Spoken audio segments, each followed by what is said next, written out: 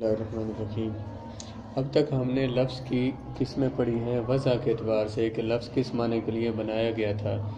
اب ہے استعمال کے اعتبار سے لفظ کی اقسام کہ لفظ کس کس معنی میں استعمال ہوتا ہے۔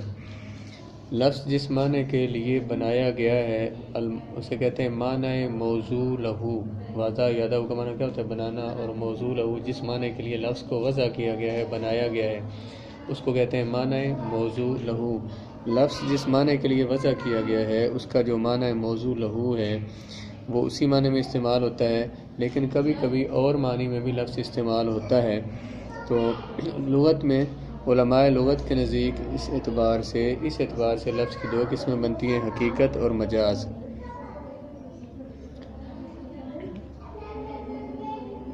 پھر کبھی ان کی ادائیگی کے ساتھ ہی جو ہی لفظ پڑھیں تو اس کا اصلی معنی ظاہر ہو جاتا ہے۔ چلو تو ٹھیک ہوگی، تو دے دے ادھر پاس ان کو دے دے۔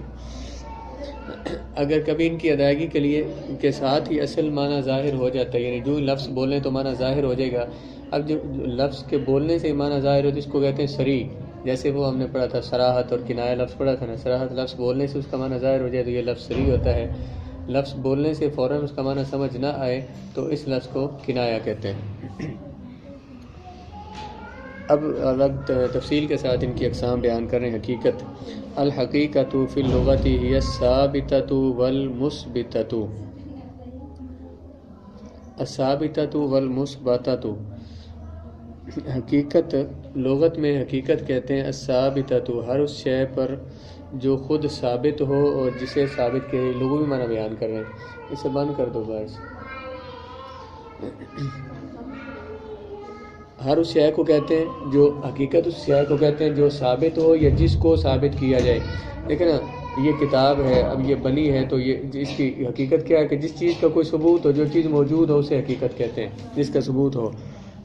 اصطلاح میں یہ لفظ المستعمل فی الذی ودی لہ، یہ وہ لفظ ہوتا ہے جس کو استعمال کیا جائے فی الذی، الذی سے مراد معنی اس معنی میں کہ جس معنی کے لیے وضع کیا گیا ہے۔ لفظ جس معنی کے لیے وضع کیا گیا ہے، جس معنی کے لیے بنایا گیا ہے، اسی معنی میں استعمال ہو تو اسے حقیقت کہتے ہیں۔ لفظ جس معنی کے لیے وضع کیا گیا ہے اسی معنی میں استعمال ہوگا تو حقیقت ایسے کہتے ہیں۔ حقیقت کی چار قسمیں: حقیقت لغویہ، حقیقت عرفیہ عامہ، حقیقت عرفیہ خاصہ اور حقیقت شرعیہ۔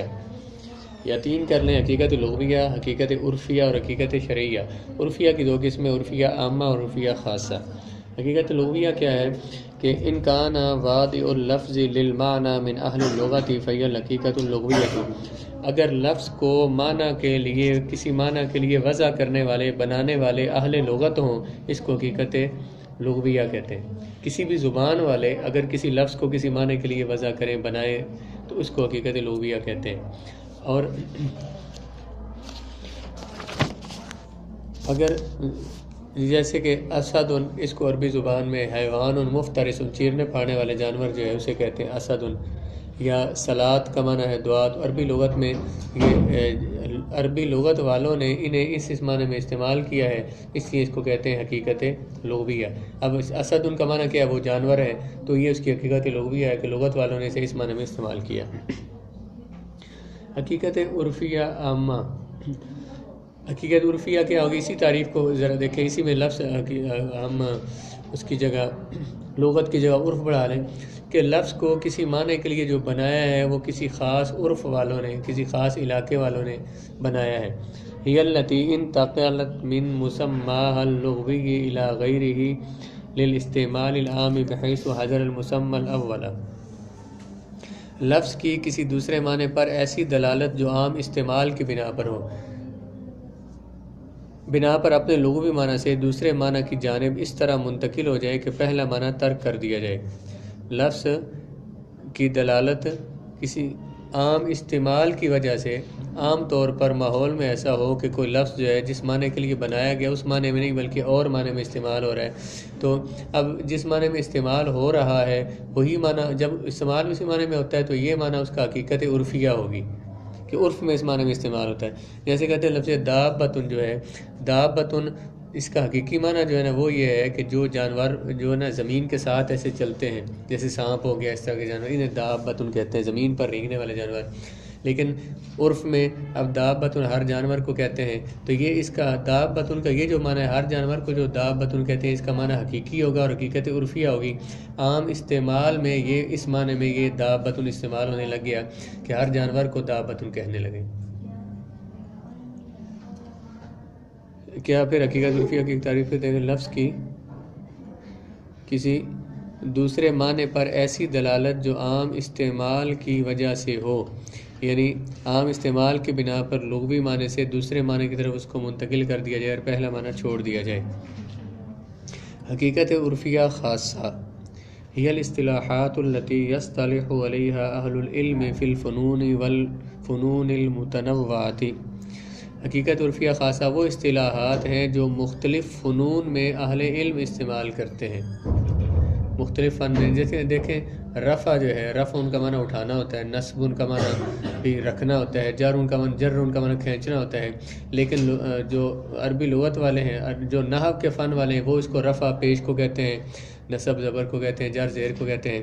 تو کسی خاص فن میں، علم کی کسی خاص قسم میں، کسی خاص فن میں کوئی لفظ جس معنی میں استعمال ہو رہا ہے، وہ حقیقت عرفیہ خاصہ ہے کہ ایک خاص عرف میں، ایک خاص علم والوں کے نزدیک رفع نصب جر کا معنی یہ زبر زیر پیش ہے۔ اس طرح سے میں نے دیکھا نا، ہم نے تعریف پڑھی ہے صحیح کی، مثلا تعریف پڑھی ہے صحیح، صرف والے صحیح کی تعریف اور کرتے ہیں، نحو والے اور کرتے ہیں۔ اب صحیح کی جو تعریف صرف والے کرتے ہیں، یہ حقیقت عرفیہ خاصہ، یہ صرف والوں کے نزدیک حقیقی تعریف ہے، اور جو نحو والے کرتے ہیں وہ نحو والوں کے نزدیک حقیقی تعریف ہے۔ تو کسی ایک خاص فن والوں کے ہاں کسی لفظ کا جو معنی ہوتا ہے اس کو حقیقت عرفیہ خاصہ کہتے ہیں۔ حقیقت شرعیہ ہی التی وضعها الشارع، وہ حقیقت ہے جسے شارع نے وضع کیا۔ شارع کون ہے؟ اللہ اور رسول، اللہ تعالیٰ نے، رسول اللہ علیہ السلام نے جس معنی میں جس لفظ کو استعمال کیا وہ حقیقت شرعیہ ہے، اگرچہ اس کا لغوی معنی کوئی اور ہو۔ جیسے صلاۃ کا معنی دعا ہے، لیکن شریعت اسے کس معنی میں استعمال کرتی ہے؟ مخصوص افعال کرنے، مخصوص افعال کے لیے۔ تو یہ جو نماز کا یہ جو معنی ہے، رکوع، سجدہ، قیام، یہ سارے فرائض کو ادا کرنا، ارکان مخصوصہ کو ادا کرنا، یہ اس کا حقیقی معنی ہے یہ، اور یہ حقیقت شرعیہ ہے۔ حقیقت کیا تھی پہلی؟ حقیقت لغویہ، کہ لفظ کو جس معنی کے لیے کسی خاص لغت والوں نے وضع کیا ہوا حقیقت لغویہ ہے، کسی خاص عرف والوں نے، چاہے عرف عام لوگوں کا ہو یا کسی عرف خاص لوگوں کا ہو، کسی خاص عرف والے کسی معنی میں کسی کو استعمال کریں کسی لفظ کو، تو وہ حقیقت عرفیہ ہوگی۔ اور اگر شریعت والے شارع جو ہیں، شریعت میں کسی لفظ کو کسی جس معنی میں استعمال کیا جائے وہ اس کی حقیقت شرعیہ ہوگی۔ حقیقت عرفیہ عامہ کے لیے عموماً عام طور پر عرف کا لفظ بول دیتے ہیں صرف، اور عرفیہ خاصہ کے لیے اصطلاح بولتے ہیں۔ جیسے ہم کہتے ہیں لفظ کا حقیقی معنی، لغوی معنی اور اصطلاحی معنی، تو اصطلاحی معنی سے مراد وہی جس کو حقیقت عرفیہ خاصہ کہتے ہیں۔ حقیقت کا حکم، دیکھنا جسے ہم نے پیچھے پڑھا تھا کہ لفظ خاص ہے، اس کا حکم یہ ہوتا ہے کہ اس کا معنی یقینی ہوتا ہے، جو معنی ہوتا ہے وہی مراد لینا ہوتا ہے۔ تو اب حقیقت جب لفظ بولا جائے، لفظ جس معنی کے لیے بنایا گیا ہے اسی معنی میں استعمال ہو رہا ہے، تو اس کا حکم کیا ہوگا؟ کون سا معنی اس کا مراد لیں گے؟ حقیقت کا حکم اس معنی کا ثابت ہونا ہے جس کے لیے وضع کیا گیا ہے۔ حقیقت کا حکم یہ ہے کہ جس معنی کے لیے وہ لفظ بنایا گیا وہی والا معنی وہاں مراد لیا جائے گا۔ جب حقیقت شرعیہ مراد ہے صلاۃ، قرآن نے کہا کہ وہ صلاۃ، تو وہاں دعا نہیں مراد، وہاں یہی حقیقی معنی اس کا مراد ہے نماز والا۔ تو خواہ وہ لفظ خود جو ہے نا، وہ جو لفظ حقیقت ہے وہ عام ہو یا خاص ہو یا امر ہو یا نہیں ہو۔ دیکھیں نا، اقیمو مثلا یہی ہم لے لیتے ہیں، اقیمو۔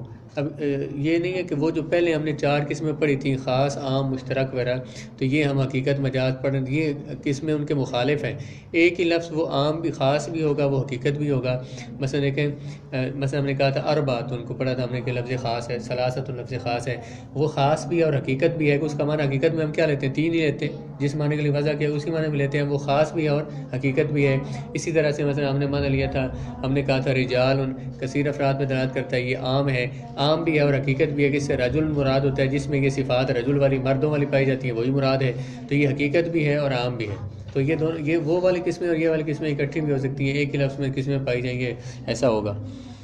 جیسے حکیم الصلاۃ وآتوا الزکوٰۃ، اس میں لفظ صلاۃ اور زکوٰۃ یہ خاص بھی ہیں، اور ان سے مراد ان کا حقیقی معنی بھی حقیقت شرعیہ مراد ہے، جو شریعت میں اس کا معنی ہے صلاۃ کا معنی کہ مخصوص ارکان کو مخصوص وقت میں ادا کرنا، زکوٰۃ کا معنی ہے کہ مخصوص مال کا ایک مخصوص حصہ ایک مخصوص مدت گزرنے پر اللہ کے راستے میں صدقہ کرنا، تو یہی والا معنی یہ لفظ خاص بھی ہیں اور یہی لفظ حقیقت بھی ہیں، ان کی حقیقت شرعیہ یہ مراد ہے۔ اس طرح اللہ تعالیٰ کا ارشاد لا تقربوا الزنا۔ اب یہاں پہ یہ جو حکیم الصلاۃ ہے یہ امر عام ہے، عام حکم ہے تمام مومنین کے لیے، تمام نماز ادا کرو، سب زکوٰۃ ادا کرو، تو یہاں یہ عام بھی اور حقیقت بھی ہے۔ اس طرح فرمایا لا تقربوا الزنا، زنا کے قریب نہ جاؤ، تو یہ زنا لفظ خاص ہے، اس سے مراد خاص فعل ہوتا ہے، تو لیکن یہ نہیں تو عام ہے، منع تو سب کو کیا جا رہا ہے، لیکن ایک خاص فعل سے منع کیا جا رہا ہے، نہیں کے اعتبار سے، منع کرنے کے اعتبار سے یہ عام ہے، اور زنا کا جو خاص معنی ہے وہی والا معنی مراد ہوگا، وہ جس کا حقیقی معنی وہی یہاں مراد لیا جائے گا۔ یہ اس میں قدوری میں اس پہ تفصیل آئے گی، ان کا لفظی اس کا حقیقی معنی کیا ہے اور کس کس پہ سزائیں ہوتی ہیں اور ساری چیزیں۔ یکفی کہ آگے پڑھ لیں۔